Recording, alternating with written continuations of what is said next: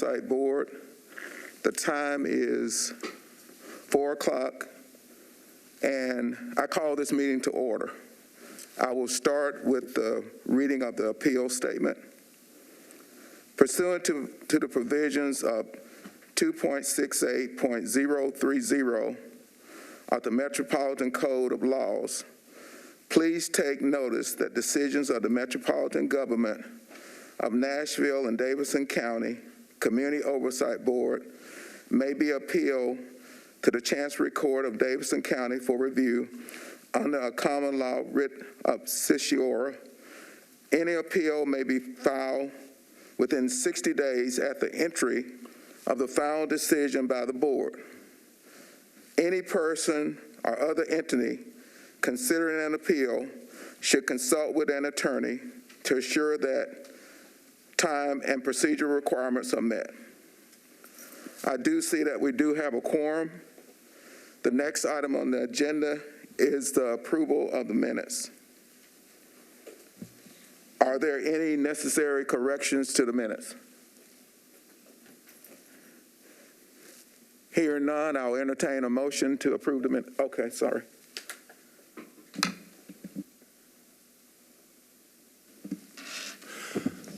Mr. Chairman, on the minutes from the previous meeting, I have the following. On page 2 at the top, it references that the directors, and I'm having trouble seeing with this light, but that's okay, that the director's report, that the full executive director's report, that the budget is attached. I'm sorry.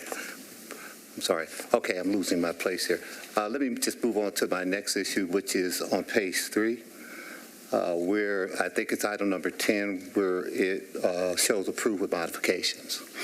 Inasmuch as we established last meeting that those modifications do not come back to the board, I would suggest that the details associated with those modifications appear as a part of the transcripts of the written record going forward.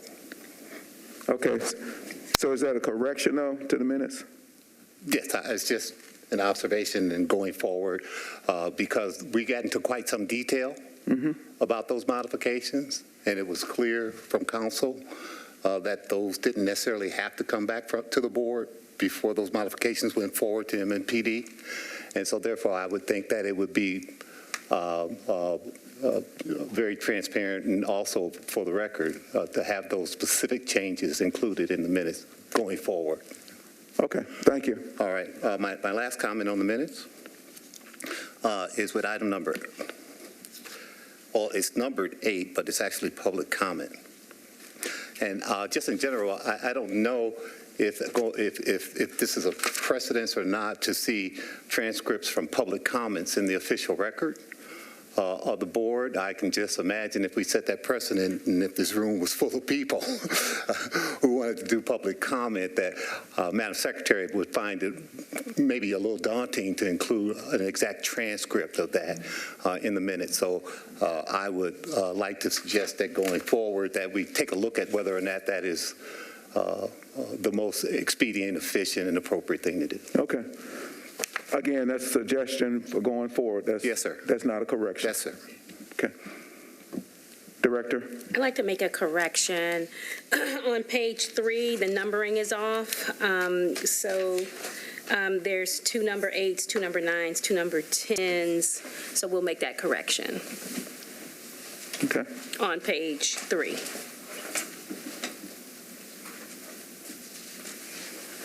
Are there any other corrections? Okay, then I'll entertain a motion to accept, to approve the minutes with the necessary corrections. Ms. Milner? So moved. Second. It's been properly moved and second that we approve the minutes with the necessary corrections. Is there any discussion? Hear none, all in favor, say aye. Aye. Any opposed? Say no. I had a comment further to Member Milner's comment. I thought, and there are pros and cons, I don't looking for a vote or anything, but it might be helpful both to help Madam Secretary and with the minutes and all, if we posted, if we could include a hyperlink to the video from our meeting when we post the minutes online, so it could be a more summary description where it needed to be of comments or whatever else. And if someone wanted to see the specific comments that were made, they could listen to the exact, watch it and listen to the exact comments. And Mr. Garter, did I not recognize you when I said corrections? I didn't know if I overlooked you or not. Well, I pulled mine down. I realized it wasn't a correction. It was a comment Okay. that would better fit after. That's fine. I just wanted to make sure I did, if you had the pedal up or your hand or that I did recognize you. It was a post-vote comment. Okay, thank you. Okay. Okay, we've already, that's right. Next on the agenda is my chair remarks.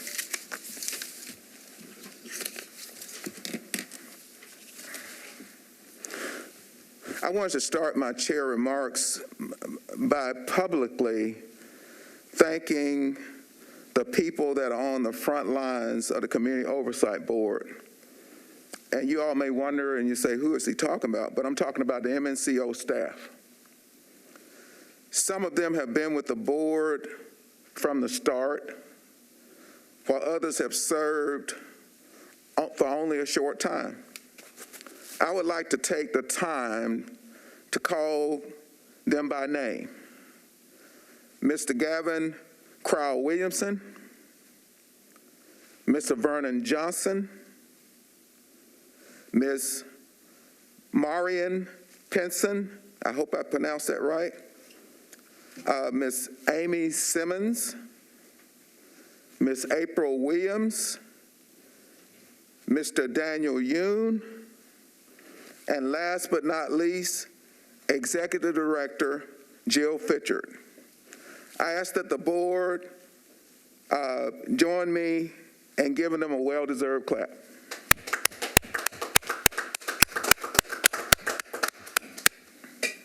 Thank you. During the last meeting, I was asked to write a letter to Chief John Drake concerning his reply to PR CC 2020-013. The letter was written and mailed on March 18th. A copy is in the board package, and a letter will be posted on the COB website. Most of the agenda items discussed at our March Executive Committee meeting will be expanded on today. So I will reserve my comments until the focus discussion on these items. Since the last board meeting, I was able to be a part of community panelists for the State of Black Nashville Town Hall, along with Director Fitchard. This was my first public outing after becoming chair. Actually, it was the next day after becoming chair. Earlier today, Executive Director Fitchard and Mr. Crowell-Williamson were able to attend a virtual budget meeting with the mayor's staff to advocate for our MNCO fiscal year 2023 budget. I also attended the meeting to provide support. As I understand it, the next step in the process is for the mayor and our finance director to determine what funding will make the cut as the proposed Nashville city budget to be presented to the Metro Council by May 1st. Hopefully the much-needed MNCO budget will be included as proposed. Besides the MNCO budget, one of the board's concerns has been inconsistent investigative findings of the OPA, Office of Professional Accountability, and the Community Oversight Board, which currently results in a significant amount of proposed resolution report rejections by the Chief of Police. Just as a common set of specifications are important for engineers to arrive at a stable design, shared policy guidelines are important to investigators to reach sound conclusions. This is why I look forward to the focused discussion on the policy advisory report that attempts to address this issue. After my election as chair, I was extended an invitation to meet with Mr. John Bunton, Director of Community Safety, to discuss my priorities. I graciously accepted this invite with a meeting taking place on March the 9th. Considering it was the first meeting, in my opinion, the meeting was a productive informational session. Director Bunton outlined some of the public safety actions that are underway, including the work of Mr. Ron Johnson, the Community Safety Coordinator, and the makeup and work of the 11-member Public Safety and Community Safety Board. Note, as the COB Chair, I am now a member of that board. During the meeting, as planned, I outlined some of my priorities that I believe are more focused on overall systemic improvements, including the MNCO budget, continued de-escalation policy improvements, and better addressing mental health issues. I followed up with a thank you email and stated that I look forward to learning more about the work of the task force or the board and getting up to speed as a new member. I have requested any related correspondence, minutes, board contact information, etc. And now that's the end of my report, and the next item on the agenda is the Executive Director's report. Director Pritchard, you have the floor. Good evening. Thank you. I'm going to read over the Director's report. I have some extra information that was not included in the report that came in later, and I will add that into the report that goes online. But I'll be talking about it, and you won't be able to follow along because it's additional stuff. So our offices continues to stay open Monday through Friday from 8 to 4:30, and citizens have the option of meeting with staff in person or through a teleconference. We have a personnel update. We have a new administrative assistant, Ms. Marion Pinson, and she's here at the meeting. We also have advertised a community liaison position. It's posted on Nashville.gov, and it will stay there. The closing date is May the 27th. After that, we will post the research analyst position, so that will come right after that. We had a community oversight executive committee meeting on March the 14th. 3 executive members and some MNCO staff were present. On the research side, research analyst Gavin Williamson-Crawl worked on 2 reports for the MNCO. The Shot Spotter report is information for the community because of ongoing interest in this technology. He'll be talking about that a little later. And he will also present a policy advisory report comparing Community Oversight Board and the MNPD investigative findings to the board for consideration. I met with the National Police Foundation and Community-Oriented Policing Services, COPS, for a roundtable discussion about mass protests across the nation. And then I also met with the consulting firm Strategy of Boston, hired by the mayor's office to conduct a staffing study of MNPD. We haven't done a whole lot of community outreach this month, and so I'm hoping that we can get the community liaison hired. Myself and Gavin Williamson attended the Axon laser demonstration for the taser. I think I put laser in here, but it's taser demonstration. And that was on Thursday, March the 10th. And so that went well. It was also televised. So if you had any questions about Axon, I'm sure Commander Lara would be able to answer your questions in regards to that. Legal advisor Daniel Yoon continues to work on our PRRs, and this month we had 3 investigative complaints since our last board meeting in February. And we also received 9 complaint calls for service and issued 2 dispositions related to MNPD misconduct. We continue to receive our records without any issues from MNPD. and I'm going to go into the Chief of Police's PRR response. On March the 7th, Chief Drake responded by letter to the board's discipline recommendations for the listed resolution report. That would be D 2020-002. And because of the length of his reply, which was posted, we've posted that on nashville.gov, only a few lines are added from his response. What he says in his response is that the Office of Professional Accountability previously investigated this matter and exonerated both officers. Further, the MNPD Board reviewed this incident and determined that neither officer violated the use of force policy. In my view, the conclusions of OPA and the Use of Force Review Board are correct, and for these reasons, I respectfully decline to adopt the board's recommendations. I did want to say something about his response, since he directly mentioned my name in his response, and so I want to address that. And so a portion of his response where he states that Director Fitchard initially found the use of force out of policy, and Director Fitchard could not articulate how it was out of policy and then voted to abstain. And so because of time constraints, I won't go into a whole long thing, but I wanted to address that publicly. I will address, I'm not surprised that this report is worded as it is. At the hearing, there were several things that stood out to me. First, the officer who was most impacted by the encounter with the complainant was present, but never called to give testimony. If he had been called, I would have been able to ask him direct questions related to why he felt the need to holster his weapon, use less lethal force, holster his weapon and shout out to his partner, use less lethal force, as she fired her weapon, striking the complainant. But the board did not call on him to give his account.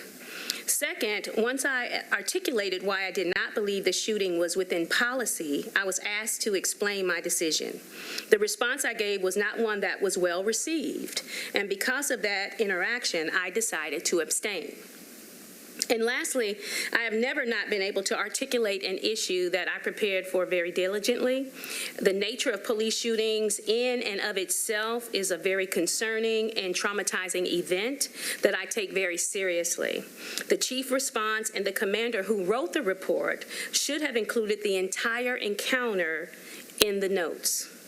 What I read in this entire response from the chief is indicative of why a community oversight board is needed.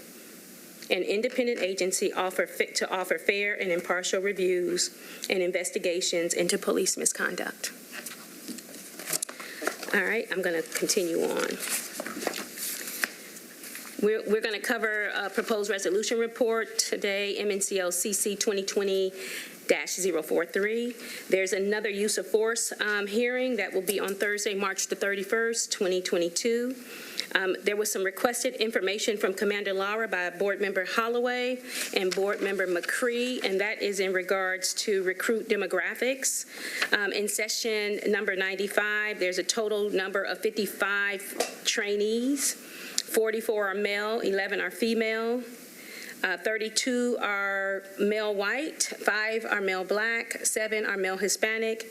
There are 7 white females, 1 black female, and two female Hispanics.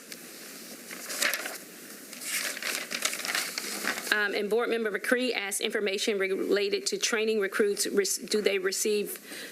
Recruits receive regarding detention and arrest of subjects, and so that information is included in this report. You can review it at your leisure. We, last month, everyone knows that, who was watching, that we had a executive committee nomination. Mr. Arnold Hayes was chosen as chair, Ms. Phyllis Hildreth as first vice chair, second vice chair was Mr. Sean Witzel, and secretary was Ms. Michaela McCree. The appointment is for 1 year. We attended, as Mr. Hayes said earlier, the budget discussion this afternoon, I'm sorry. And so that went well. And then I also included some information regarding the license plate readers, BL 2022-1116. That particular legislation passed on March the 12th and was approved by the mayor on March the 16th. We have a department head meeting scheduled for March the 31st this month, and that concludes my executive director's report. Any questions? Are there any questions for Director Fitchard on her report? Mr. Holloway?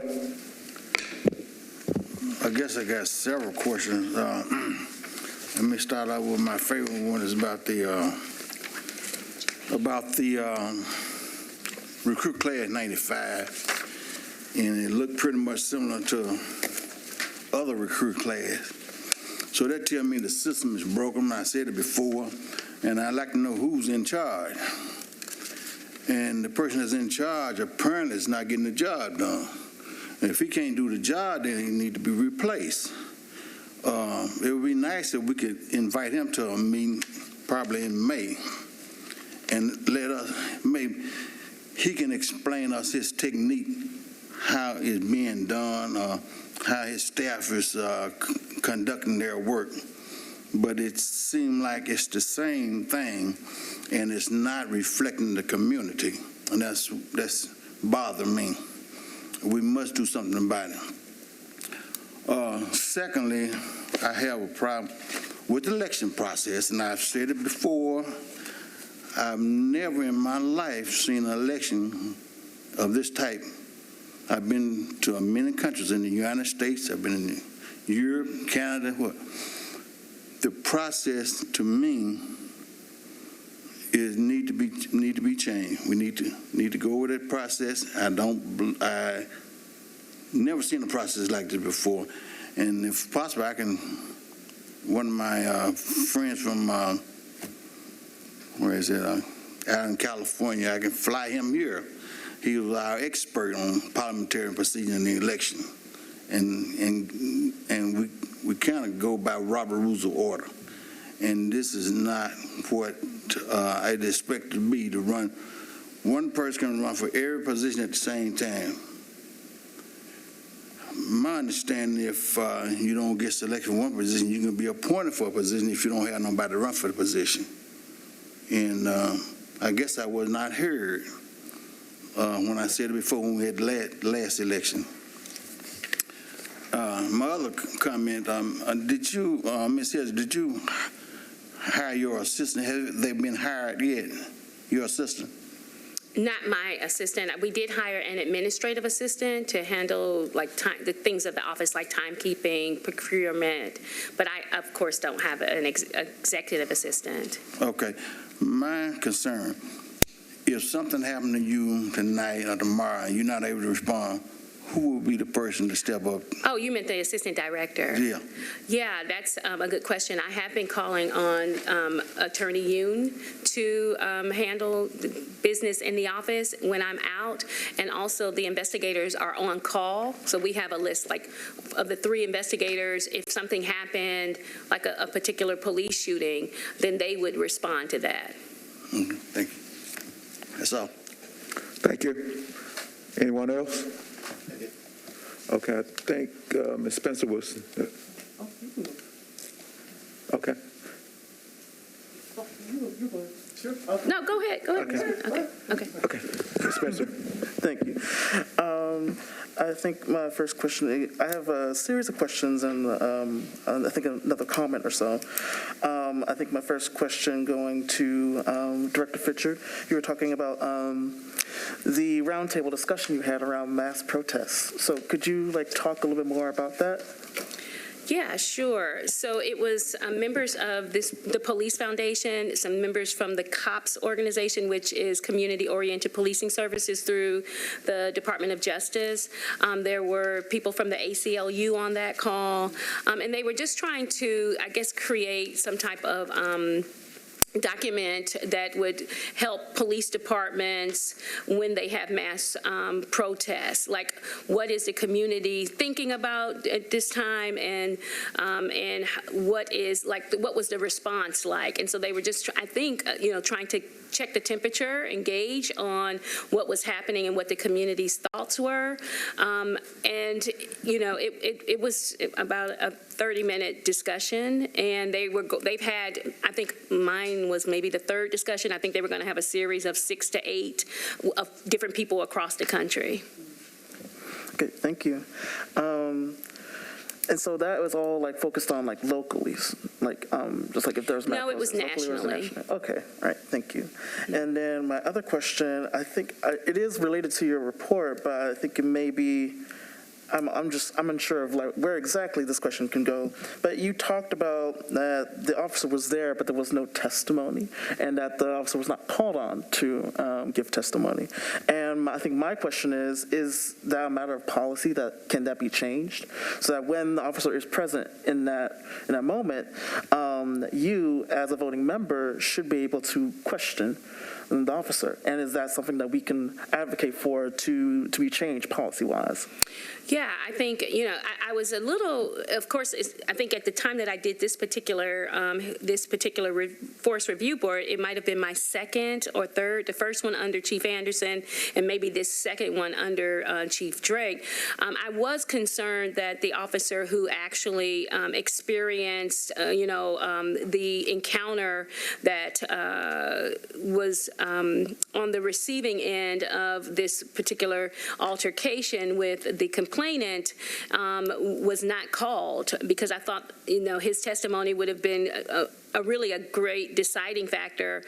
Even though I had enough information, I had studied the case and been able to articulate what I had to say about it, it would have been nice to be able to have his point of view, since he was the person that had shouted out, use less lethal, and was having the physical altercation or encounter is a better word with the complainant. So I don't know why he wasn't called that day, but I haven't seen that happen since then. And I think what's important to note on this particular case is this was a case that MMPD had actually investigated themselves. This was before the TBI have been called in by the district attorney to investigate all police shootings at this point.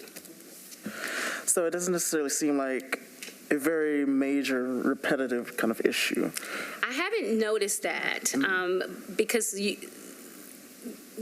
it seems like every officer that's involved in some type of police shooting of late is testifying. Not necessarily witnesses. Usually the witnesses are also officers who have shot their weapons too. So I haven't had any type of, I haven't noticed any situation similar to what we experienced, what I experienced that day. Okay. Thank you. And I think I do have more comments, but I think my comments are directed to Member Holloway. And so if you have more questions about the report, I don't want to jump out of line.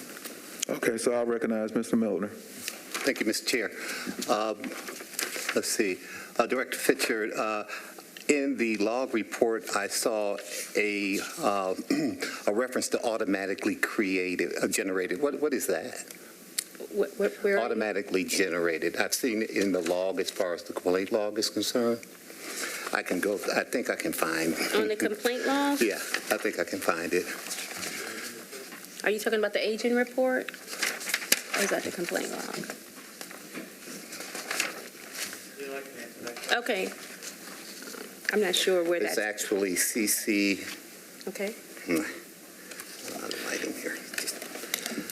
So that Complaint 31422.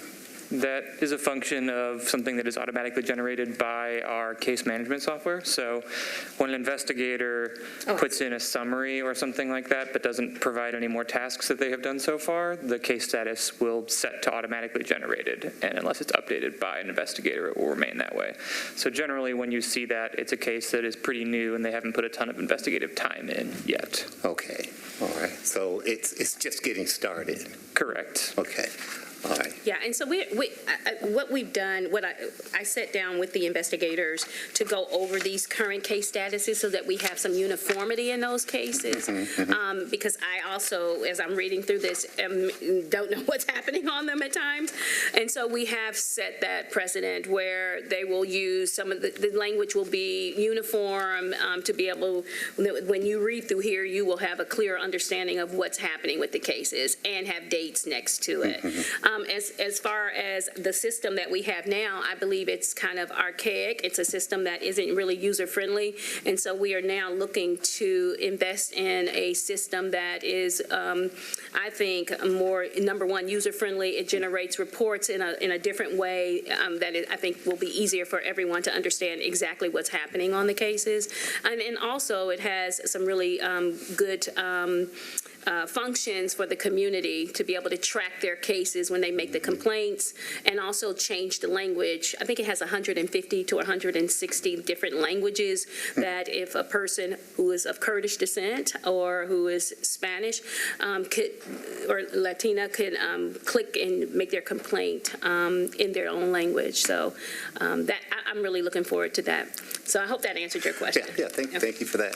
My next question goes to your report on D 2020-002. I understand the situation that you were in very clearly. However, as I reviewed that original PRR, I just want to make a comment. It seemed to me that the catalyst, if you will, of the use of the alleged excessive use of force began when the officer, two, I believe, was unable to effectively retrieve her taser from her holster, which caused her to direct her attention away from Officer 1, who on his own had slipped and fell, causing confusion in her mind as to the aggressiveness or non-aggressiveness of the complainant. And that was clear in the evidence, in even the testimony of the officer. And when you look at it as a psychological, as a mental continuum, that creates a beginning of a panic state when I can't unholster my taser. And therefore, of course, the officer did say that, less lethal force, and he holstered his gun.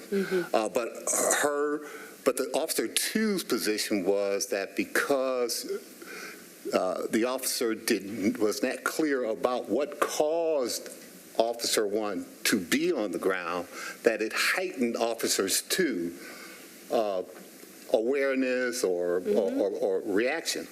I just want to know, is that something that people are trained on? I mean, do we have as much taser time as we have range time? I mean, because that could have resulted in a totally different situation. Well, I will say in regards to Officer 1 with her taser, number one, what we found out in our investigation that we were able to tell the police department prior to even finishing the investigation is when our investigator went and downloaded her taser information, whether she had been, there's something called a spark test that you're supposed to do to make certain it's functioned properly, that she hadn't done that in months. Right? And then not only that, but the cartridges were expired, right? And so, that was something that was brought to the attention of the police department right away, because we felt like that was a situation that needed to happen right away. So as for, whether or not she had training, I don't know when was her last opportunity for training. Obviously, they weren't even checking the tasers for its correct usage to make certain that they were working properly, which is in the policy. So as for the training, I can't really answer to that. And I understand that. Again, I just think that as the testimony unfolded, that a key element of the escalation had to do with the officer's distraction from visual distraction, that resulted from the officer, in her own words, having to look down at her taser holster in order to get it out, in which the officer had several attempts. And that right there, if I'm in that situation, I can be confused too when I look up and I see my partner on the ground. Okay, all right. But my point is that based upon the testimony, things kind of escalated from there, if you will. Maybe that's not the right word, but the situation took on a different tone from that point. So I was just wondering if that might be something that we might go back and just kind of point out and to make sure that somehow or another, that choice of lethal lethal and non-lethal is not obstructed by an officer's inability to actually deploy that weapon. That's number one. The second thing that you spoke on in the same case has to do with the expired cartridge. I would just suggest that, like any inventory management operation, that they be inventory with an expiration date and pulled upon that expiration date, not waiting for quarterly, not waiting for yearly. It's a very simple process as it comes in to tag it with an expiration date. When that expiration date, that particular cartridge goes away. So those are the two issues I had on in that particular case. Okay. I guess that's Yeah, okay. not really, yeah. And then my other And if issue, I can ask if you can speed it up a little bit, it's been a while. well, I'll try, but Thank Mr. Chair, I definitely will. I definitely will. My next question had to do with the recruit demographics. Do we have access to the exit interviews? Are there exit interviews? In relation to those who are resigning? Yes. No, I don't know. That's a good question. I can find out. Mr. Lara, Commander Lara, can you answer that question? Good evening. Yeah, I believe that all recruits that leave the department for one reason, they are interviewed to see what's going on, why they're leaving. So some of them leave for specific reasons, such as injuries, find other employment. But there's always a check of why they're actually leaving employment. So, and I can probably get a little bit more information on that for you if you need me to. I will tell you that the last time that I was over at the police academy doing a introduction to the COB with the recruits, I had a conversation with one of the trainers asking him about the resignations, because I did, they had their pictures on the wall of those who have resigned or who are no longer in the police training academy, to find out what he thought was one of the bigger issues for these recruits. And he said most of it was the law block. The classes, that the law block class was a challenge for the recruits. And so I had noted that to check in, to find out what was actually some of the issues with the law block, who's teaching it, what was the information, what was their struggle. He did say that they offer tutoring and mentoring classes and trainings for people, whether or not those are mandatory for those who are falling below the average, I don't know. But that was one of the things that I think he said was one of the most challenging for the recruit officers. And Madam Director, the impetus behind this is if it's documented in any way, recorded or otherwise documented, it may give you insight as to some things that can be done to kind of mitigate, disparities, if you will, that may exist in terms of recruits falling out of the process. That's all I had to say about that.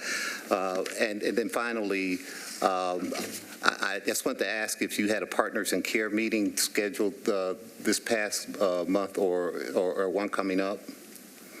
Is that because I saw that in the previous report, and I just wanted to know if that was regular? Those are quarterly. Okay. Yeah, so okay. I have an invitation for the next one, I think, is in May. Thank you. And then finally, the board did spend some time asking for a change in a recommendation to 2020-025 in terms of the severity of the discipline. Mm-hmm. I just wanted to know if that had been forwarded to the MMPD. It did. It was. It was forwarded within the next day or so. Thank you, and I appreciate your indulgence, Mr. Chair. Thank you, Mr. Milner. Anyone else? I did want to add one thing to the report that I forgot to mention, and that is you all had received a letter from Attorney Yoon. So we received a 4-page letter along with about 90 pages of supporting documentation requesting that the COB look into some things for a gentleman who was incarcerated. That request touches upon a lot of topics, none of which fall within our primary duties and scope, and they were also outside of our jurisdictional time frame. So I did want to talk that I received that. Any other questions for the Director? Mr. Holloway? No, I just want to clear up something about the taser. The taser is not a assigned instrument that you take home with. They usually get it at the beginning of the shift before they go on duty, and it's the responsibility of the sergeant to make sure that those tasers are being charged. And they're also their responsibility at the sector to make sure that they're not expired. So, it's really not, when you take a taser, take something home, then that's your responsibility, to make sure that it's functioning properly. So, only thing, when you assign one to a person to go on duty, they test spark, and they do go through training, but not as much training as they do as the firearm. And you have to be certified to go through the training to be able to use one. If you're not certified, you can't use one. Anyone else? Judge Brown? I had couple of points. On the report, the aging report, is there some way that we could have a red color to actually identify those that are over 6 months? Last year we talked about having a report that showed which ones were over 6 months. And we've got orange and another color, but those that are over 6 months, have them headlighted in red so we'd know about it. The second point, we've got a report today we're going to take up in some detail later about definitions, but apparently we've got the use of force board.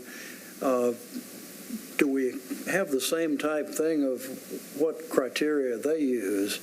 So we're going to be studying getting everybody on the same page. Would seem to me we ought to look at what the definitions are in the use of force. And I guess the other situation was, in the case we've been talking about where the officer shot the individual in the leg, I wasn't aware that our executive director was on the use of force board. Does that in some respects make a conflict of interest to be a voting member of that board and then writing the reports for this committee? It almost seems a little bit of a conflict of interest. Well, I don't know. Is that a conflict of interest? I would say typically we're talking about the legality of things like that. We would take it off the public meeting, but I don't mind saying we did look at this, and I spoke to Director Fitchard. I think that as long as she abstains from making a decision at these use of force review boards, it's not going to come back later that she made one decision. The nightmare scenario would be she makes a finding that the person did or did not violate policy. Well, I guess the real question is she is a voting member, and if she is a voting member, I mean, if she's there as an observer, that's one thing.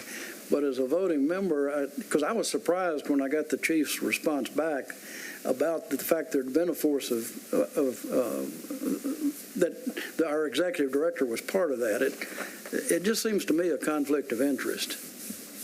And I'll say the other distinction I'd point out is the use of force review board happens very quickly in time to when these things happen. They don't get all the same information, the thoroughness of the investigation that we do or the OPA does when they do their findings and their investigations. So, like I said, I think that she is a voting member of the panel, but I think that the information and the procedures that are in place for a use of force review are very different than that of an OPA panel, which is under the Civil Service guidelines, and what we do, which is also under the Civil Service guidelines. And like I said, I do think that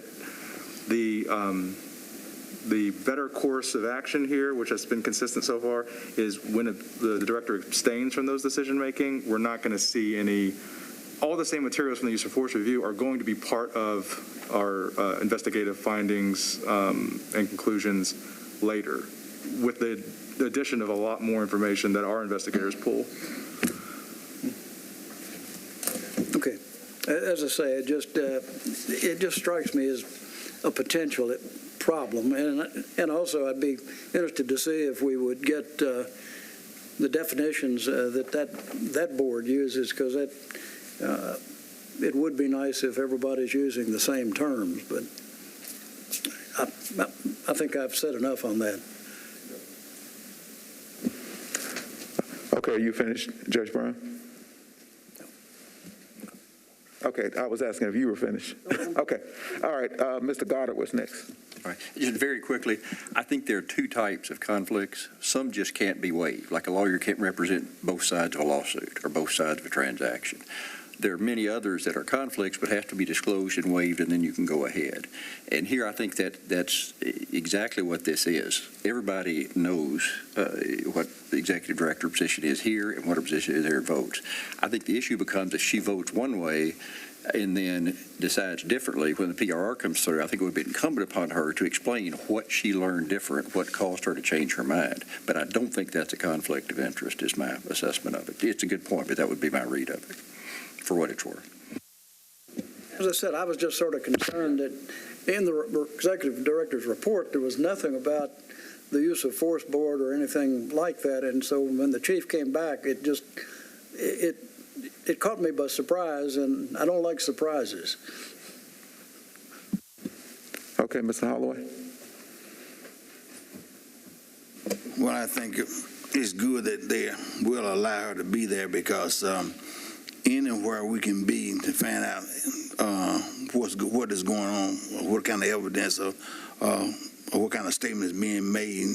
We at the table where the decision being made is a good thing, so we don't want to be surprised about anything, So we got stuff happening all over the United States in different cases. So our oversight board, I'm sure, is not well liked. And if anything they can, sugarcoat, they will. So it's good to have a seat at the table.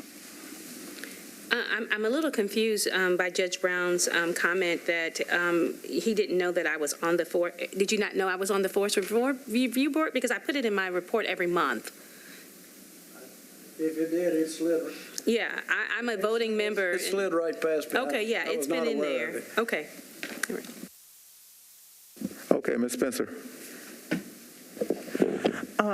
I feel like I understand the debate that's been going on, but I think really, I really see the point in having the executive director on the use of force board, especially since, we as community oversight board members aren't necessarily on it.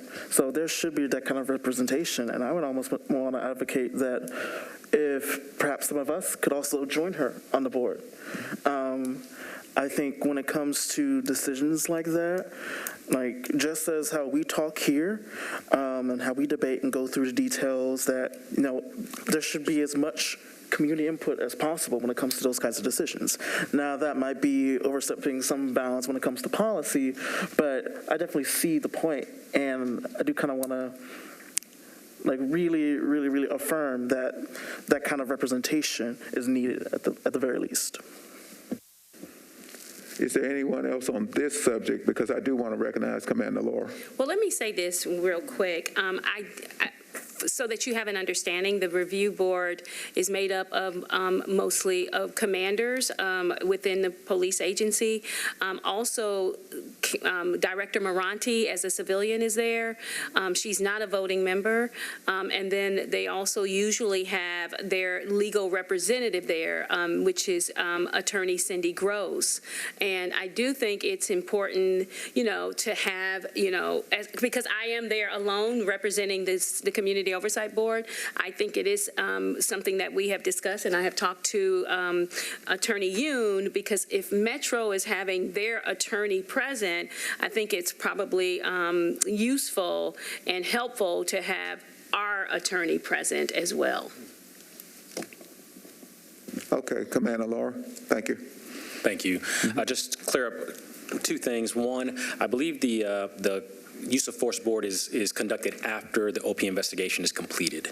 So I just want to make sure that is something that we understand, that from what I understand, the OPA investigation is completed, and then they move forward with the use of force board.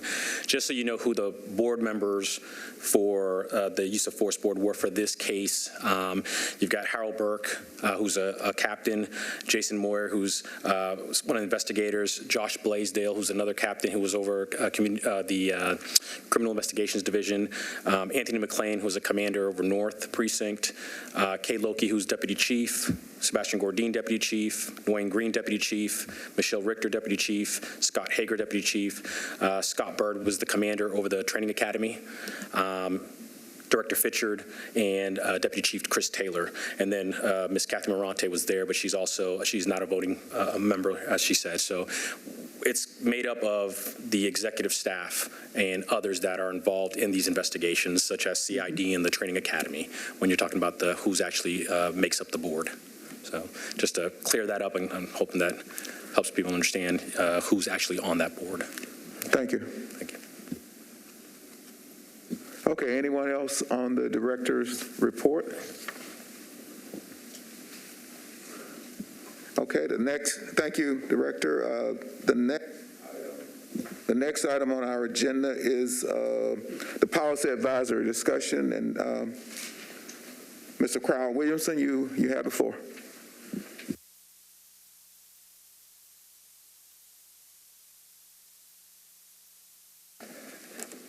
Good afternoon, Board. Marion, would you mind pulling up the PowerPoint when you get a moment? But before we get into the PowerPoint, I just wanted to inform you all that due to some clerical issues that the staff had, we are actually unable to vote on this report tonight. I am going to be bringing it to your attention so that you can listen and absorb the content, bring any questions that you may have to me or other staff members, and I'm also going to use this opportunity over the next month to connect with as many criminal justice stakeholders as I can, including MNPD, Metro Legal, ACLU, other organizations like that. So we are unable to vote on this tonight, as I said, due to a clerical issue on our end, but I still wanted to present this information to you.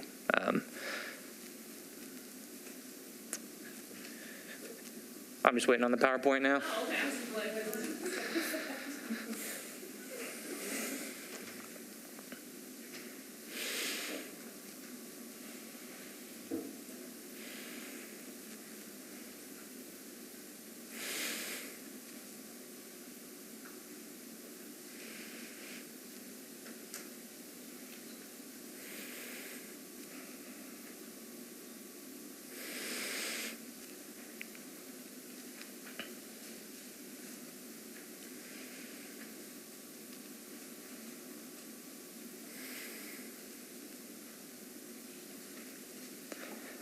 I suppose I can get talking without a PowerPoint.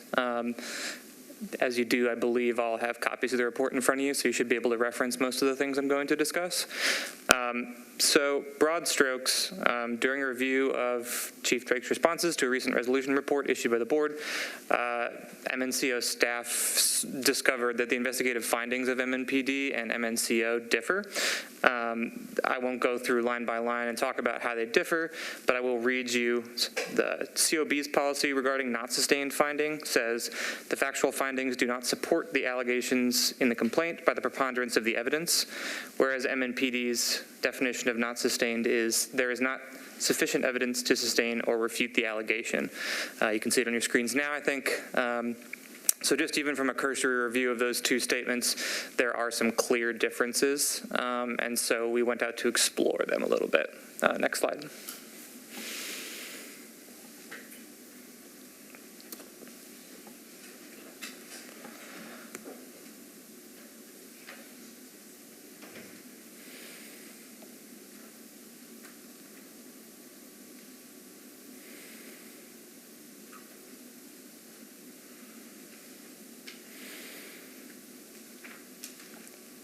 All right, so this is essentially just administrative process language, which is a little boring on the surface, but I think is vitally important, and luckily the Department of Justice agrees with me. When they were reviewing the Office of Civilian Complaints out of San Francisco, they noticed that they didn't use the same language as the Internal Affairs decision, which they flagged as an issue because, and I'm quoting here, although this is a subtle difference, administrative process language is important because there is legal precedence to how standards are applied, and different definitions can have significant impact on process. In addition, the different categories for findings create challenges for ensuring accuracy and sufficiency of the disciplinary record. Also, these differences add to the challenge of identifying and addressing institutional issues, such as that of training or policy. Next slide. Ooh, that's several slides ahead.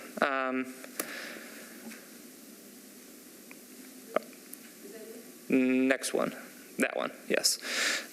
So this led the staff to develop several research questions. One, how do the COB's policies relative to MNPD's compare to other oversight bodies as is relative to their respective police departments? 2 is the discrepancy between the COB's investigative findings and MNPD's, significant enough to warrant concern. And 3, are there any potential negative repercussions of failing to address this discrepancy? To address this question, I compared the policies of several peer cities, including Atlanta, Cincinnati, Cleveland, San Francisco, and Seattle. I chose these peer cities for 2 reasons. 1, because they have an investigative oversight body akin to ours, and 2, they have relative similarity to Nashville in terms of population size. Next slide. So I won't go through each organization in too much depth as you have that in front of you, but just to pull out the high notes here, Atlanta had really significant differences between the policies of their Citizens Review Board and the police department, while Cincinnati and Cleveland had nearly identical policies, and San Francisco and Seattle had actually identical policies between their police and their oversight bodies. An important note to pull out here is that Atlanta is the only one of these cities that was not or is not currently under some form of federal agreement with the Department of Justice. Next slide. And the significant differences between Atlanta's policies relative to the police department and the oversight board are significantly concerning, even to the Citizens Review Board themselves. They outline in their report that no other measure determines the public's perception of police accountability than the police department's response to citizen allegations of police misconduct. The disciplinary percentage of agreement on sustained complaints for many citizens is the most critical factor of how well the law enforcement departments are attempting to hold their officers accountable. This percentage is also the citizens' measuring stick about the effectiveness of the oversight body and the police department's respect for the agency's work. Next slide.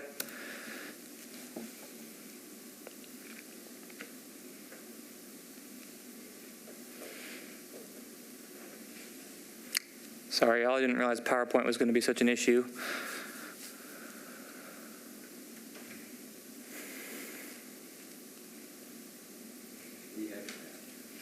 I'm sorry? Oh, you have. Oh, and there it is. Great. So Atlanta has suffered historically from a very low percentage of their sustained complaints being accepted by the police. They have an internal goal of 75% of their complaints, of their dispositions being accepted from the police department. But as you can see from this graph here, at no real point aside from 2012 have they even approximated that number. Most years they are in the 11% to 31% range. And so this is, of course, of potential concern, and I think has potential relevance to Nashville. Next slide. This led to me developing a report that I'll be producing for you monthly. This month I included it as an appendix to this report per Chair Hayes' request. Effectively, this report compares our investigative findings with those of MNPD's. And from this report, I found that overall MNPD agrees with our findings 66% of the time. That number rather significantly reduces to 6.2% of the time when our findings are either sustained or deficiencies identified. Basically, those are the findings that we have when we deem that officers have committed some sort of misconduct. That's a very low number, but I do want to stress that that is slightly being skewed by a very small sample size. If the chief suddenly sends us a couple of agreements to sustained responses, that number will shoot up. And so as of now, I'm not flagging this as a tremendously huge concern, but I am flagging it as something that could become a concern and I want to keep an eye on over the coming months. So I'll be producing this report for you every month, and yeah, I think this report provides important context as to why we need to have comparable, if not identical, findings to the police department. Next slide.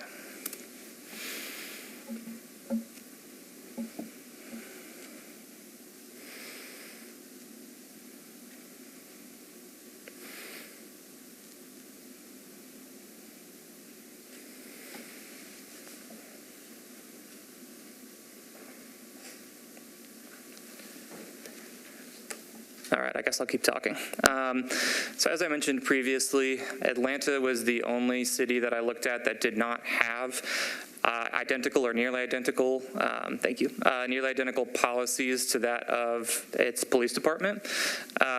In large part, that actually almost exclusively, that was because of all the federal agreements that these other cities were under.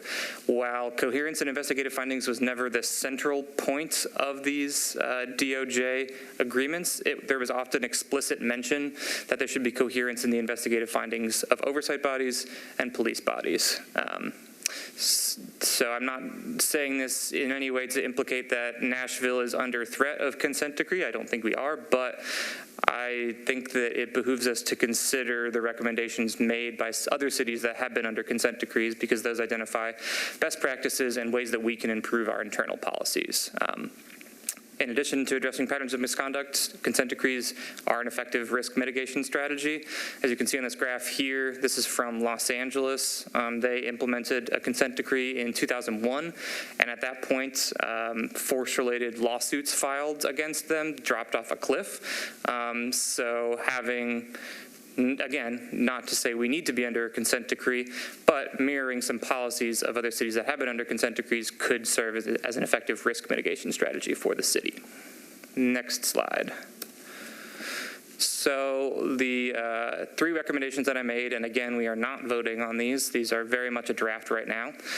First recommendation is that the COB and MNPD should meet and develop a shared set of definitions for their investigative findings. We should do so within 60 days of the issuance of this report. And to align with best practice, MNCR recommends referencing the investigative findings of Chicago.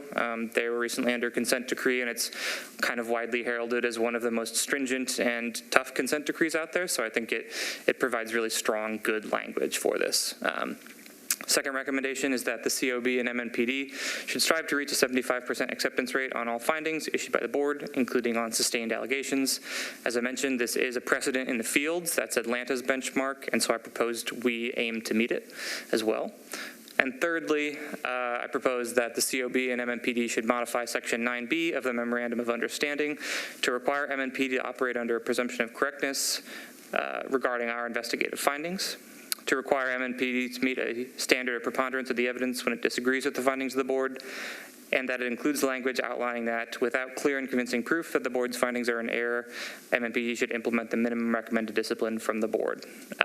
Next slide pulls up Section 9B of the Memorandum of Understanding.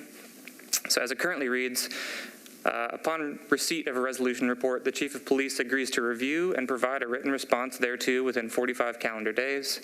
Such response should include, but should not be limited to, acceptance, partial acceptance, or non-acceptance of the findings and or recommendations, a statement of reasons for the department's decision, and a description of actions taken by the department in response to the report, including any factual, legal, or policy issues affecting the department's decision-making processes. Next slide. So the modifications that I proposed specifically in recommendation 3 draws on language in issue 24, which is legislation or a ballot amendment that was recently passed in Cleveland. Their language provides, I think, stark contrast to our language. I've tried to bold here the points that are most important. Basically, this whole paragraph outlines the 3 issues that I had in the third recommendation. There is a presumption of correctness without proof that the board's findings are clearly erroneous. The chief has to impose minimum discipline the board has recommended. If the chief believes that clear and convincing evidence exists that would justify disregarding or modifying the board's fact-finding and disciplinary recommendations, within 10 days they must notify the board in writing of any refusal, detailing the reasons and providing the board with the clear and convincing evidence justifying the decision.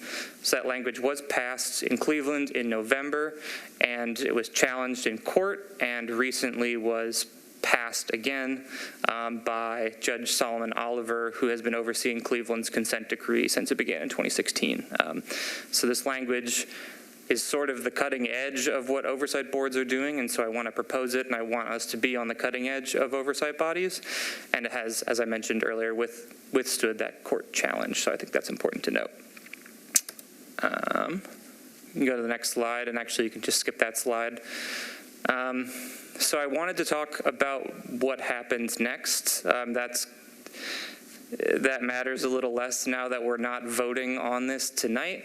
But I did still want to really quickly brief you on what the process looks like. So since I know we have a couple new board members and it's a bit of a process.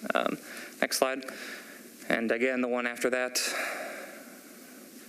So this report can either be approved on a regular, and I'm sorry, the color is a little hard to see on this slide. This report can either be approved on a regular process or an expedited process. The executive committee voted at its meeting last week to approve this on an expedited process, but in light of the fact that we aren't presenting it tonight, we may want to reconsider that. I think that's a decision for the board. Can you hold on, Mr. Carl Williamson? Yes. Okay. All right, so I'll just reiterate that last point, is that the executive committee already approved this to be expedited, but in light of the fact that we are not voting on it tonight, the board may want to reconsider, but I don't consider that my decision. I think that's your all decision, what you want to do with that. If it is to be expedited, really the main change is that it will be presented regardless of its expedited status at the next board meeting, and if it is to be expedited, there can be a public hearing and a vote all in one day after that. Next slide. If it is in our regular process, the COB votes to release draft for public comment at the next board meeting, and then sometime between the April board meeting and the May board meeting, there's a public hearing in which the proposed advisory report is the only agenda item. If it is expedited, as I mentioned, those last two meetings can be sandwiched into one day. And regardless of whether it's expedited or not, the chair will appoint a one-person committee to solicit community feedback, which is the basis for the public hearing. So that is kind of a 30,000 feet overview of what's going on with this report. As I mentioned, I'm going to be using this next month opportunity to connect with board members, to connect with community organizations, to connect with the police department, to try to make this report as strong as possible before our next board meeting. So I really encourage you, if you have any thoughts, please reach out to me. I like to think I'm very accessible. So yeah, I'll open it now for any comments, but as I mentioned, no vote today. I'd like to say thank you, Mr. Crowell Williamson, excellent report. So board members, is there any questions or comments for Mr. Crowell Williamson? Ms. McCree. I just wanted to thank you for this report. It has been on the forefront of my mind, but not publicly stated, about the long-term validity of the decisions of the board, and how so far it seems like in every response we get, it's an automatic no. And so long-term, what does that look like for how Metro takes us serious, how MMPD takes us serious, and I really think that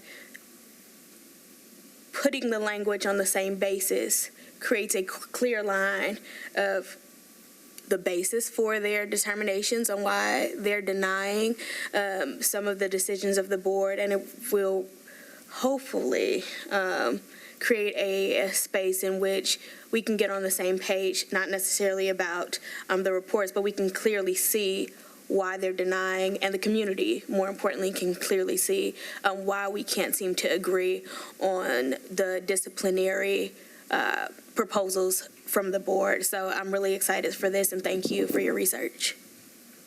Thank you. I appreciate that comment. Mr. Goddard. Yeah, I have a few things. I'll try to be quick. One is the process. I apologize, I haven't gone back and looked carefully at the rules, but my understanding was for this type of effort, there was supposed to, very early in the process, the subject be brought to the board for the board to determine whether it wanted to proceed with developing that particular policy. And I think part of that was managing resources. But I think part of it also was early in the process, before we got way down the road, have some input from board members, should they have any to give. And I don't see that that happened here. Couple of other things. I'll have other comments. Some I'll just make to you between now and the next meeting, whatever is suggestions. I just take policy recommendation 1, the getting on the same page with the same language. Wholeheartedly agree, not voting yet, but just wholeheartedly agree we need to have the same language. We, the Force Review Board, the Police Department, the Civil Service Commission, or whatever it's called, should there be an appeal of discipline by an officer. Ideally, all those would use the same language. Wholeheartedly support that. I think trying to achieve that goal might be much better done starting with a sit-down with the police department, stating that goal and seeing what we can do. If changing the police department rules would then mean the Force Review Board rules, I mean the Civil Service Department, not rules, but definitions, where they've got years of decisions and development of what those definitions means. If some of those are really problematic, we need to try to get those changed. But to toss those out and come in with something from a judicial decree in Chicago or whatever, I'm not sure is the most efficient way to try to achieve the goal of having all of our entities using the same language. Not looking to argue with you, it's just a thought on that one. On the other one, as far as the chief agreeing that these would be presumptively correct, this and that raises significant legal issues, and I hope before it comes back those would be sorted through. And some of those are just whether our charter would allow that, the chief to do that, our charter thing, that the one that was cited, if I read the report right, that specific language was in the charter amendment, not just showing up in the decree. But regardless, if the chief agreeing that he would give that sort of deference to this kind of report flies in the face of the Civil Service Commission rules, we should know that before voting on this to go forward, rather than finding it out much later down the road when we'd have to circle back and do something different. And I'm sorry these comments sound critical. I'm just trying to constructively criticize, put us back, and perhaps have a process that most efficiently gets us to having the greatest chance of achieving the goals of each of these items, if that makes sense. Thank you. Mr. Crowell-Williamson? Yeah, just a brief response.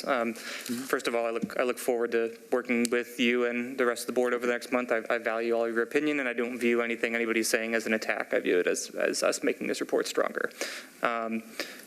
To make one specific response, I am, as I mentioned, intending to be in communication with Metro Legal and with MNPD over the next month, trying to open the door to the conversation. I'm viewing this meeting here today as a first step among many steps before this gets anywhere. So this is a door opening, not anything else. Very helpful. Thank you. Yes. And as for the legality of particular sections of this, I'll defer to Attorney Yoon on that. We have had several conversations about it, and perhaps some of this will be changing over the next month, but we do feel that there is a strong basis for the recommendations we're making. However, as I said, we will be consulting smarter legal minds than I on making sure that's the case. Didn't mean to rate smartness, just legal versus not legal. Well, I don't have a law degree, so maybe. Okay. So George Brown was next, and then Mr. Milner. Well, I think, obviously, I agree that we need, where possible, to have our definitions in sync, and other OPM or the Review of Force Board could have. I think it's a good idea to have general agreement. I'm a little concerned that we've kind of, I'm afraid we're a little bit getting the cart before the horse. This seems to me like something that in many respects could have been discussed with the police department to see about getting it before we come out with this report. I think fortunately there's not a whole lot of significant differences, as you say, in these, but still it would be nice to have them on the same thing. I have the same concern that has been expressed there with the one about the presumption of correctness on the board, and can only be reversed by the chief, clear and convincing evidence. I'm very much concerned we're getting out of our lane on that one as to our authority to do that. That would seem to me to be something that's for the council to take up. Because one of the concerns you get is when the board makes findings on these reports, I mean, we basically have the director's report, and I think generally they're very thorough. But on the other hand, I've tried to go down and look at some of the background on a couple of times, and it's very difficult as a board member to do it. One is just access to the area down there is pretty hard, and then when I go down, a staff member has to pull up on the computer exactly what I want to look at, so I'm taking up a staff member's time. It seems to me one of the things that would help to make sure that the board is getting good recommendations, particularly if we're going to say that our recommendations are presumed correct unless clear and convincing evidence. I'm just a little concerned. I'm not quite that convinced that we should have that much of a presumption of correctness. I'd like to see on these boards some way to have a more reasonable way for board members to actually review the files. Right now, it's an incredible burden on the staff and everything else. And, whether we get some way of access where we can do it without tying up the board. But I'm just a little concerned about how correct we can assume our reports are. I think we do a good job on them. We discuss them, but again, there's no way that all the board members can get all the facts, and then to jump to the fact that it's presumed correct. I think that part would be a real problem for me. Mr. Milner. Thank you, Mr. Chair. Mr. Crowell-Williams, and I appreciate the presentation of this information. It does not fall upon deaf ears that those organizations where there are DOJ consent decrees have a higher level of acceptance. Although we have a smaller sample here, I can tell you that the 6.2%, I'm looking forward to you trending that for this board so that we can continue to monitor just how our efficacy when it comes to doing not only investigations but also being heard. I believe that Cleveland was the only of the 5 that was not operating under a consent decree. Atlanta is the only one of the 5. Atlanta was the only one. So can you just again run back to me this language and how it was challenged and the results of that language, that challenge? Are you referring to the issue 24 language? Yes. Okay, sure. So in November of 2021, very, very, very, very extensive ballot measure was voted on in Cleveland about strengthening their community oversight board because they've had a lot of problems similar to ones we're having with low acceptance rates and things like that. Cleveland voters approved that ballot measure. At that time and still now, Cleveland was under consent decree. And so city lawyers, shortly after the ballot amendment passed, challenged it in court, saying that the language would prevent them from fulfilling the obligations of the consent decree effectively. And just last week, the judge who's been overseeing the consent decree disagreed with the findings, or disagreed with the claim by the lawyers, affirming that the language in issue 24 was legal, constitutional, and did not appear to impede upon the city's ability to follow the consent decree.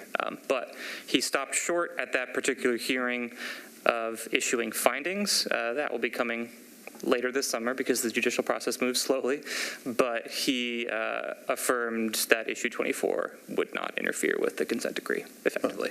And we'll be paying attention to that. I do agree with some of the statements that have been made about process, about this board being included in the development of specific kind of offerings, if you will. I think that it's an MOU inclusion type of issue. There's various ways to get to that. However, does this relate to the issue? I'm sorry if I'm off base here, Mr. Chair, but I've seen responses like reject, and I didn't see that on either side of your matrix. I mean, are we trying to kind of have some conformity with that? Because I really don't know what that means when I see it. And I don't know where it has any kind of offer of precedence. Correct. I also don't know where the language of reject is coming from because it's not in our language, and it, to my knowledge, is not in MMPD's. Looking at the MOU, It's not there. that doesn't come up in the language for the MOU. So that is part of what I'm trying to do here is I'm trying to standardize our language and standardize their language so that when the chief disagrees with us, as I'm sure he will, we know why, we know under what conditions, and it's very clear about what box that rejection fits in rather than just a broad rejection. And Mr. Chairman, if it's appropriate, I would like to publicly state that such a response, a written response using words that are outside of the agreed upon matrix is unacceptable to me as a board member. And I would like to see the MMPD conform, if you will, to what's been agreed to. I want to say that publicly. So, but I thank you for the work. Thank you. Dr. Hildreth?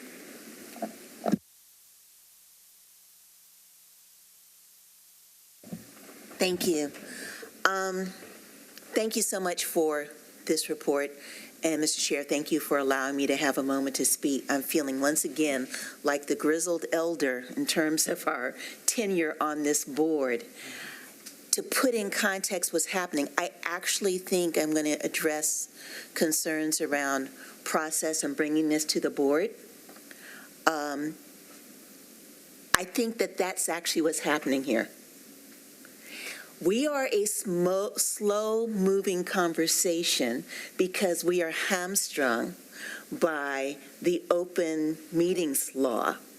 So what feels like, oh my goodness, this came up. If you can go back to the last slide that you had up there where you're showing the timeline, did you all notice that, like, it comes before the board again in a month, right?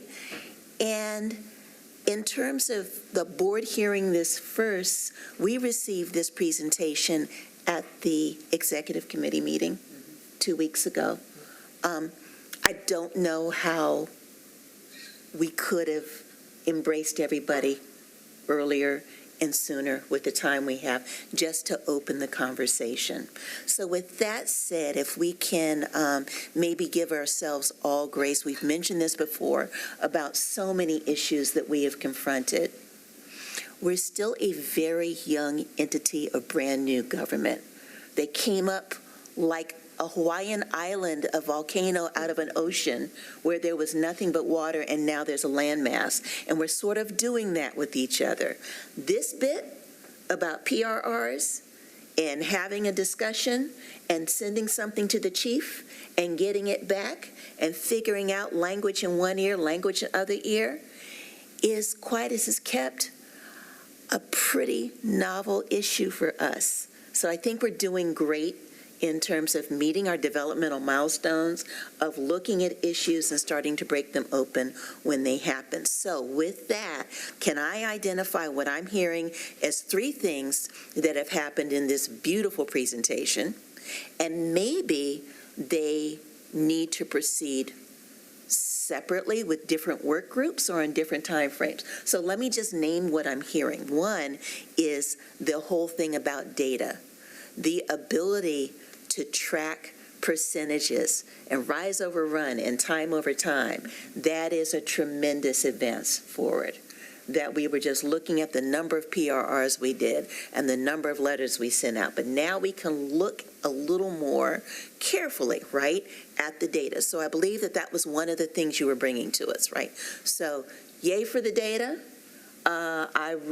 I personally feel like staff has the ability and the expertise to run with that, so I'm looking very much forward to continuing to receive the public meeting, the public report once a month at the meeting, and also at the executive committee meeting, which we know everybody is invited to come to, even though we can't do this, right? And as you know, I'm also talking to the people who are watching this on live stream right now, even though this room is empty and I have other things to say about that, people. But for those of you who are following on live stream or may come back to this video, okay, keep an eye on the data, because that's part of our commitment to transparency we said we were going to do. The second is the alignment of definitions. OMG, I think we're hearing unanimous agreement up here that definitions matter and definitions must be aligned. Because for those of you playing along at home, guess what happens? When everybody agrees that a term means the same thing, then the oversight and accountability is distributed in a much wider community. And that includes the community you brought to us by talking about how the DOJ is looking at other police departments that are under consent decree, right? So now, definitional alignment is really important. The process for doing that, unlike data, that's not something that happens just here with staff. Having said that, I am encouraged by both the executive report and what we have heard here, that the free flow of information and dialogue is moving apace between staff and the police department. So I do look for a report from all of you all about which meetings have been had and whether they were productive or not. We are very hopeful that they will be productive and free-flowing. If they are not, we would like to know about that at your earliest convenience, right? And then finally, the presumption. What do these things mean? The presumption, okay, lawyer hat back on, I'm here with my other brothers and sisters at the bar. That does sound like an entirely different kettle of fish. That's going to take a different level of conversation, scrutiny, checking in with legal department, et cetera. So it may be, if we can agree that 3 pieces of very important work were mentioned here, can we all agree to support the staff in continuing to go down that data work? That our next thing is we want to encourage staff to open the dialogue with the police department, to sit down to see what is means, right? And then, and let's make sure that that's working well. And then maybe we then get to what weight we want our words to mean after we get the other 2 done, because that is very important. It is extremely important, but it might be different work than the other 2 that were mentioned. So I hope that that's helpful for everybody, because I think we're all saying good things. And the last thing I want to say is this robust and spirited conversation you're hearing among the 11, this is a learning conversation. We have so much expertise and different levels of expertise up here speaking. And because of those restrictions we talked about, you know what? We don't get to talk to each other like that unless we're here in this room on the record. So it looks like, oh my goodness, but guess what, community members? We're not doing it in a smoke-filled room. We're having this conversation because this is the only place we can have it where you can be assured that you're a part of it. And so I just appreciate everybody for hanging tough, standing strong, and continuing to keep the learning for all of us going. Thank you, Mr. Chair. Thank you, Dr. Hildreth. And I did want to recognize myself. I did want to say, and that's why I mentioned this in my report about specifications, that it's important to engineers, so policy guidelines is also important to actually reaching conclusions. And I do think that we may not have done everything exactly. Maybe it probably wasn't good to vote on this, to put that on the agenda, but I think that it was the correct thing to do is to actually develop a plan before we go and sit down and talk to MNPD, because my experience has been one way you can approach a problem is you can go and you can just get everyone in a room and just get a chalkboard and just start, or you can go in with a plan. And my experience has been it's better to go in with a plan. And it's a lot more productive, so I think the MNPD will actually see exactly what we're talking about here, and it's a start of the conversation. So I just wanted to say that. Okay. Anyone else?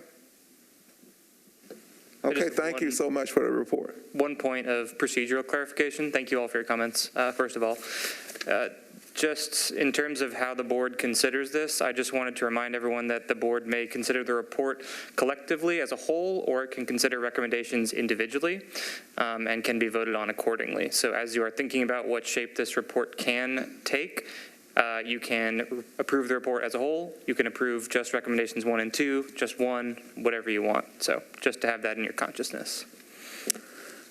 Thank you. And I just want to add that I will help and assist with the meetings with MNPD alongside Mr. Williamson, Crown Williamson. So. Okay. All right. Well, I'll tell you, the next item on the agenda is we're back to Mr. Crown Williamson. You're back now on the Shot Spotter report. Yes, I've had a very busy month, so thank you all for indulging me. Yeah, so just point of clarification before I get into the Shot Spotter report. I'm presenting this purely as an informational report. There are no recommendations in here, nor am I requesting that the board do anything specific with this information. It just recently came to the attention of staff that in the capital improvement budget, there's a line for Shot Spotter technology for nearly $400,000 in fiscal year 23, which we are about to enter, and another $430,000 in fiscal year 24. That's a total of $800,000. It is important to note that this money is already approved, and I have reached out to procurement to try to get a copy of the contract that the city has entered into with ShotSpotter, but I don't have that as of yet. I will update you when I do. This came to my attention, and I imagine the attention of others, following the recent release of a WPLN article that questioned the efficacy of ShotSpotter, as well as the public discussion surrounding that. So I produced this informational report about the technology strictly as a review of the technology specifications, its efficacy, and its cost.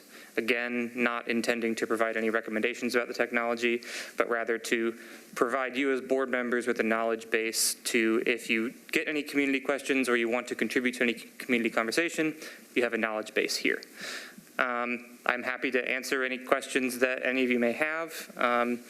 But yes, since this is a criminal justice technology that likely will soon be implemented, I thought it was in the best interest of the board to present you with information about it. At last week's executive committee meeting, Dr. Hildreth mentioned she would like perspectives from folks who are kind of on either side of the aisle when it comes to ShotSpotter, sort of akin to what we did with LPR technology. I have prepared a list of individuals kind of on either side of that aisle. I haven't done anything with it yet because, as I mentioned, as of now, this is just an informational report.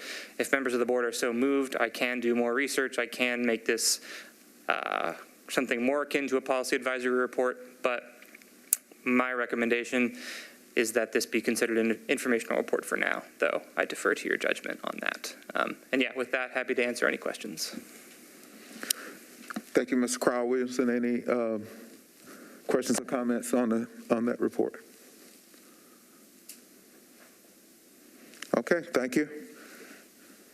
Next item on the agenda is resolution report MNCOCC 2021-043.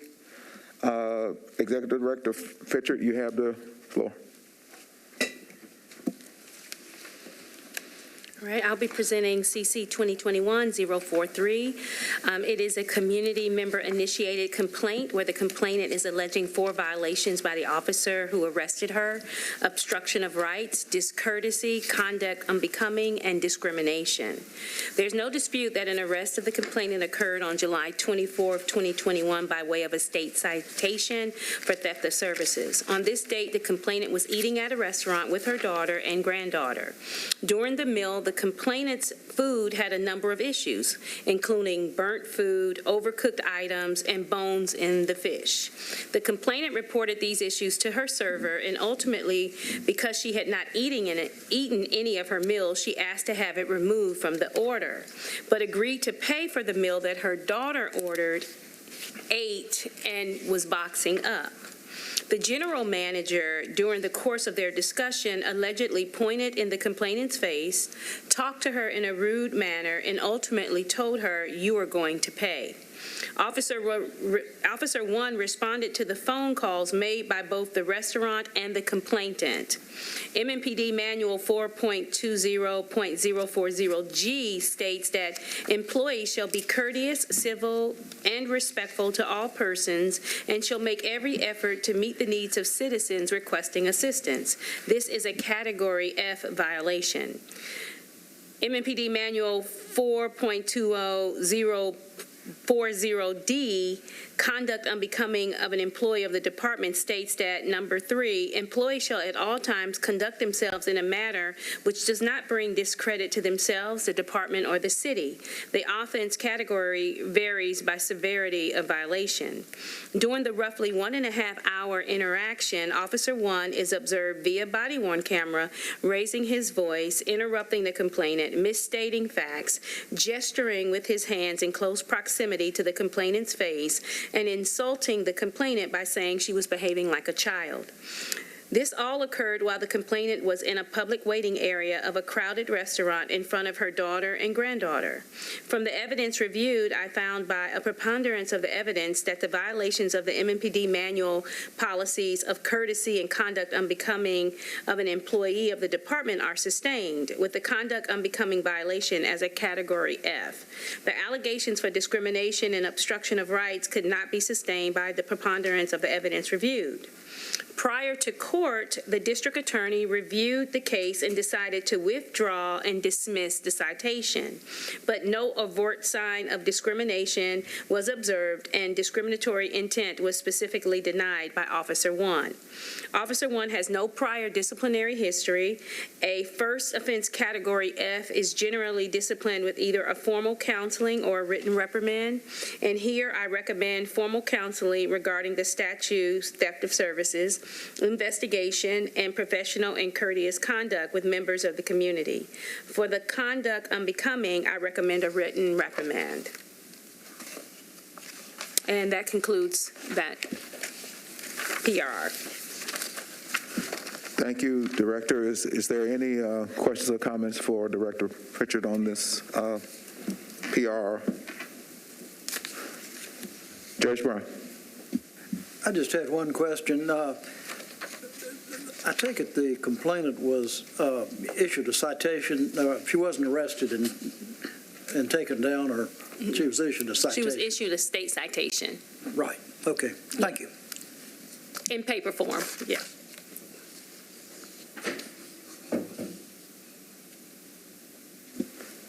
Mr. Holloway. Just to clarify that, even though she wasn't taken downtown, she was given a state citation. They're still in an arrest.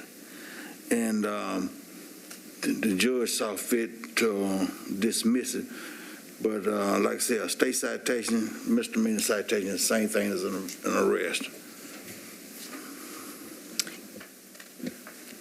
Mr. Milliner and then Mr. Goddard. Yes, just for clarification, I may be on the wrong page. Did you say written reprimand or oral? So, which one? Wait a minute.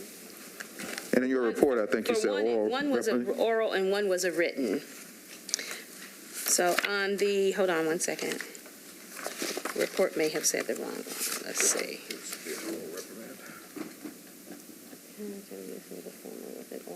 And then, but that's for the. But they're both category Fs, so there is no written reprimand. I may have written it wrong. No, I think that we did. Hold on a second.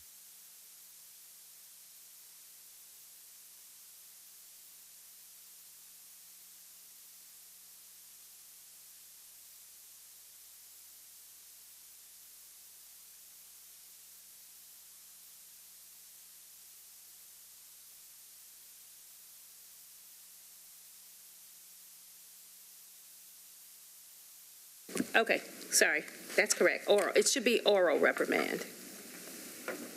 A formal counseling and an oral reprimand. Thank you, Madam Director.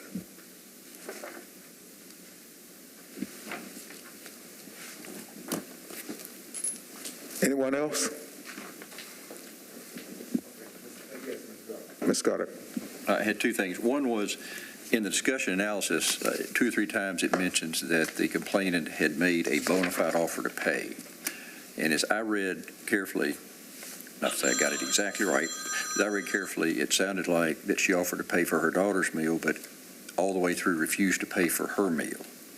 So I don't think there was a bona fide offer to pay for the service that was the basis for the charge, not paying for her own meal. Now, that didn't change, I don't think, the conclusions, how I feel about the conclusions, but if that is incorrect in the report, I would hate for it to go out stating that to the chief. You want to go ahead and answer that? Yeah, that was me. When I read this statute, ultimately, I just don't think it applies under any of the prongs listed, but most clearly 3 is the one that applies or potentially applies here. Knowingly absconds from establishments where compensation for services is ordinarily paid, because the example of restaurants, without payment or a bona fide offer to pay. Here, I don't show or see where, even if you take the version of events most in favor of the restaurant, most in favor of what the police officer's position was, that at any point she was given the services that she presumably didn't pay for. So for a couple of reasons, I don't think it applies, but certainly I did also state that even if the services were considered to have applied, I mean, she implicitly was asking for food that was not burnt, that was not, this was not the meal she ordered. So I think there's a couple of defenses here. I didn't dwell too deep into it, but I also think that her making a bona fide offer to pay collectively for what she did receive would apply in the event that someone was to interpret any part of the meal not being paid for. Because at various times during the conversation with the officer continued to say, I think he actually used the exact verbiage, you can't skip out on the meal. And at no point during this interaction was the complainant ever trying to skip out on the meal or not pay for the meal in any regard. She was only going to pay for the portion of the meal that she actually received, if that clarifies things. But That does. Maybe a little bit of that clarification in the text would help. Thank you. Yes, sir. Oh, I'm sorry. And the second thing I had was, are we able to vote on this today? Yes. Yes. And why is that we could not vote on the earlier, but we can vote on this? Well, it gets into a little bit of legality. I think ultimately with the first advisory report, there were some stakeholders that we wanted to talk to. Obviously, board members had input that we wanted to review. So there were other indicators, too, that we wanted to clerically take up. But to my understanding, this was properly noticed to each of the people involved. We did publicly notice this via social media.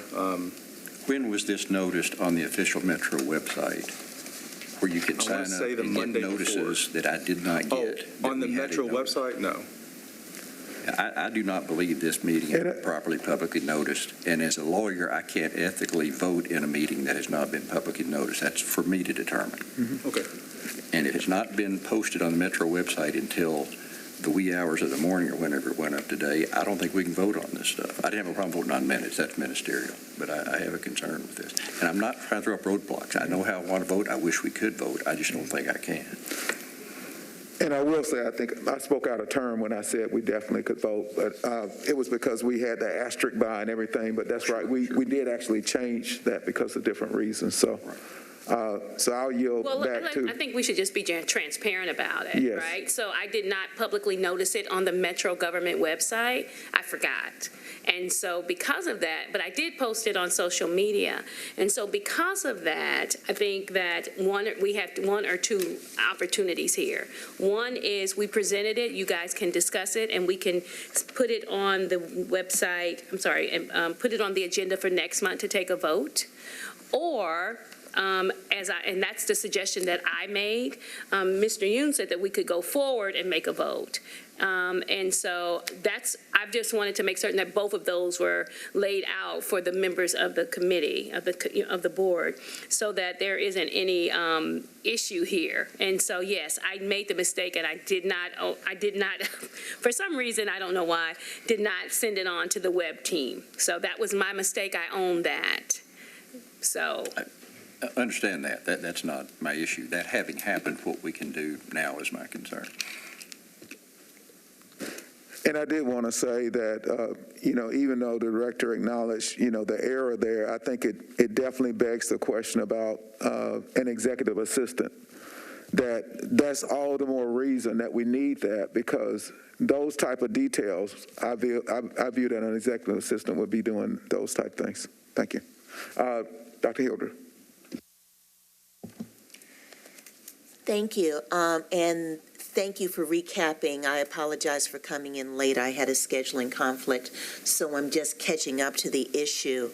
While we completely understand how this happened, and that's not the issue, the work that we're doing here around accountability and getting everybody to dot I's and cross T's, it becomes hard to do when we don't do it. And public notice, adequate public notice of a public meeting is kind of one of the bedrock rules. So I would like to, I don't know if we need a motion for this. If we do, I'm prepared to move that we table this discussion and roll this vote forward on this particular PRR CC 2020- no, it's not. 043. CC, isn't it 2021-043, right? That we resume this as an agenda item at our next monthly meeting and take the vote then, assuming a meeting that's properly noticed and fully quorumed. Thank you. I believe Mr. Holloway was first, then Ms. McCree. Is it in that order? As I see this, it's really a civil matter, you know. And I've seen cases before where you go in a restaurant and your food is not prepared properly, and you ask for the manager, and a lot of times they fix your meal over or ask you if there's anything else that you want instead of getting the police involved in it. You know, she had that right. She wasn't trying to skip out on anything. She wasn't satisfied and showed proof of what they had served her, you know, and they're going to call the police and trying to make a mountain out of mold, a mold out of mountain. And then she was given a citation like, this is just some document. But that's on her record. That's a misdemeanor arrest. And she's going to have to go get an attorney to get a record sponge, you know, and I think it was taken out of ticks, and the officer didn't talk to her properly. You know, it's a way to talk to people anywhere, you know, especially when you around other people in a crowd. And I think, for the way I see it, it ought to be more than just a record man. Ms. McCree? My question was regarding to how we move forward. Are we needing a second? Is there a motion on the floor, or does a motion need to be made? I have a suggestion. Mr. Goddard. I think we're in a classic catch-22 in that we need a decision, but we can't vote. So I would suggest that the executive director, having heard the recommendation from the member, ask if there's any objection, and if there's not, we proceed ahead without a formal vote. Does that make sense? Your suggestion was that it be deferred to the next meeting. The suggestion would be that the executive director asked if there any objection, and assuming there's not, that's the way we go. Okay, I'll recognize Mr. Milner and then the executive director. Mr. Chair, this is something that I wasn't necessarily, wanting to weigh in on. But let me just say that even a request for any objection is a consensus, is an action. If we do nothing, it carries over, and I don't think we want to go down any kind of road that puts us in any position of scrutiny as regards to the effective notice. So I think by its natural course, we'll see it again next month. Okay, Director Pritchard. Okay. I thought Director was next. Okay, Judge Brown. I wasn't sure what was on the board, but I move that we defer this to the next meeting after proper notice. I'm going to make that as a motion. Point of order. You've heard a motion to, can you state your motion again? A motion that we defer this to the next meeting after proper notice. Point of order. Go Go ahead, Mr. Miller. Mr. Chairman, I believe the motion is out of order in as much as we cannot adjudicate anything at this meeting, not even a motion to table. Okay, because of discussion, we're continuing with discussion. Point taken. Or Chair, I believe, Mr. God, if I'm understanding your comment correctly, we can all, if we all agree to move forward, we can proceed to the rest of the minutes, but we cannot vote or motion to move forward, as I understand it. Hypothetically, if none of us raises an objection to the proposal, the executive director can take that action and put it on next month's agenda. Okay, now, Director. Now, so we are going to move forward on the agenda, and we'll table this discussion until next month's meeting. Okay, is there a consensus that we Nope, move? that's all we need. Okay, that's all we need. Okay. I need to look at my sheet of Robert's Rules. Try to keep our minutes clean over here. Okay. Okay, Mr. Milliner. Just a point of clarification on the actual document itself. Is that okay? Is it okay that we discuss that now? You know, it's just a question about the PRR itself. I'm not asking for any kind of action or anything, but I wanted a clarification as to the violation that the officer was cited being outside of, which was a part of the suggestion or oral reprimand. Did that relate specifically to the information that the officer gave to the sergeant or whomever when he returned to the patrol car? And if we look at the evidence, didn't precisely characterize the situation in terms of what the customer was willing to pay for, which he had confirmed prior to leaving the restaurant by talking with the server. The server made it very clear that the individual did not eat half or the entire meal. However, in the testimony and the evidence, when the officer went to the car to get some kind of additional information, the officer indicated that the individual had eaten more than half of the meal. So I just want to make sure that that's what we're addressing in the recommendation, because it's a credibility issue in the policy. And I think there's a couple of things, actually. There's that. There's also the fact that the officer spoke to the general manager first without talking to the server or the complainant, who were the only two people who were actually firsthand experiencing what had happened. And the general manager did, in fact, say a number of things that the server and the complainant later said were not true. That was not just a correct understanding. However, you can see some of those initial statements influencing the officer's recounting of it, both to his sergeant, his supervisor, and to the complainant herself after hearing what the server and the complainant had to say. I also think it was telling that the officer interviewed the server in the presence of the general manager. At one occasion, he actually took the server apart from the conversation with all the other individuals around him, which I think was correct, but then allowed the general manager to approach during that conversation and sort of add in information. I think that the fact that the server was employed by the general manager and the general manager had an alleged physical altercation with the complainant, yet how that bias may have influenced the server, who's in the awkward position of saying, well, I'll agree with the complainant, but the general manager who has said other things is right there. I think that was a bias that could have influenced the integrity of the investigation and therefore also contributed to his demeanor and behavior that later came about. And Mr. Chair, to the officer's credit, definitely when the officer was interviewed, he said that if he had to do it over again, that he would have stopped and waited for someone who knew more about that. So, you know, I think even by his own testimony, that credibility issue was something that he was aware of. And I think that, I mean, he spent an hour and a half there, and it just continuously, like, it got worse. And so I think that that's a training issue. I mean, spending an hour and a half on this type of situation, it just continued to go downhill. Okay, so where we're at is this item is moved to the next meeting.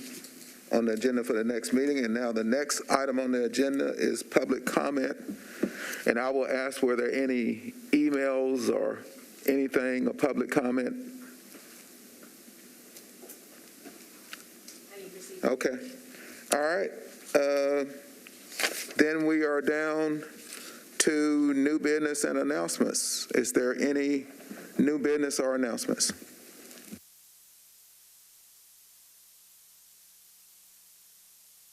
Attorney Oon and then Dr. Hilder. I'm getting better with turning this on. I'll be very brief. But one of the board members mentioned some of the information sharing, and I did promise to give continuous updates as I got them. We have been in discussion with the ITS department and with Metro Legal. What they told me 3 weeks ago was we should have something very shortly in time for your next board meeting. And then what they told me this week was we need 2 more weeks. But what I know and what I can share with y'all is we have the technology. We have the precedent. Other agencies and department boards have this file sharing capacity that has confidentiality and security attached to it. We even have a draft of the confidentiality file that you all know because it's in our rules and bylaws anyway, but this is just an iteration of that. We just don't have it done. But like I said, I have something in writing from Metro Legal and ITS saying, give us 2 weeks and we should be able to start making this happen. And maybe that'll help alleviate some of the transactional difficulties in making it downtown and parking and being able to access the information that y'all really want to have. So we are making progress on that. Thank you. I'm looking forward to that. That'll probably help the board a great deal in terms of us doing a better job on evaluating PRRs. Anyone else? Okay, Dr. Hilder was next. Yes. Thank you. I just wanted to ask, maybe it's not new business, but we spoke at the end of the last meeting about looking at moving our meeting sites around Nashville Metro, and I was just wondering if there's any update. I didn't see it in the report, and I know I missed your report, so I'm just asking. Thank you. Yeah, sorry, I'm glad you brought that up. Our next meeting, our April meeting, is going to be held at East Park Community Center, and I was going to send out a notification. We got that verified. It was really challenging to find a place that could meet the needs of this, to have it recorded and all of that. But I was able to find one that was available, and that is East Park Community Center, which is on, is it Woodland? Yeah, it's on Woodland. And it will be, I want to say I scheduled it from 4 to 7, but I will verify that and send that information out to everyone. So I was happy to be able to get that space. And then the next time we will have a community meeting out, it will be in the month of July, and then the other one will be in the month of October. So we're still, they don't want to book, they don't want to book, you can't book out 6 months, but you can, maybe I can start working on July. And I was thinking of maybe having that one out in the Antioch location, out in South Nashville. So I'm working on that, and I'll let you all know. But I will send you an email invite for this meeting. It will have the East Park on there. Is it 600 Woodland Street? Well, that's where it's going to be, 600 Woodland Street. Thank you.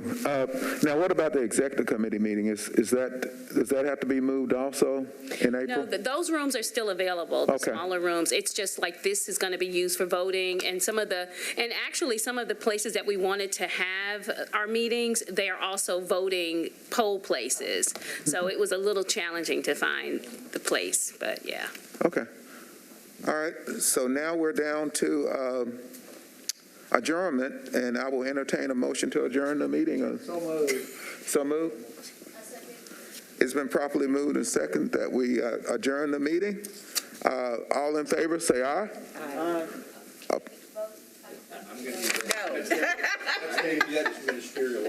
Okay. We're just going to slip out. Okay. All right. We'll just adjourn. Okay. The motion passes. Then. No motion.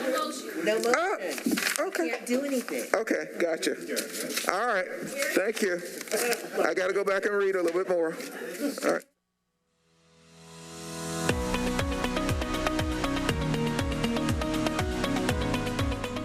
This has been a service of the Metro Nashville Network. If you would like to see this presentation again, or for more information on this and other programs, visit nashville.gov.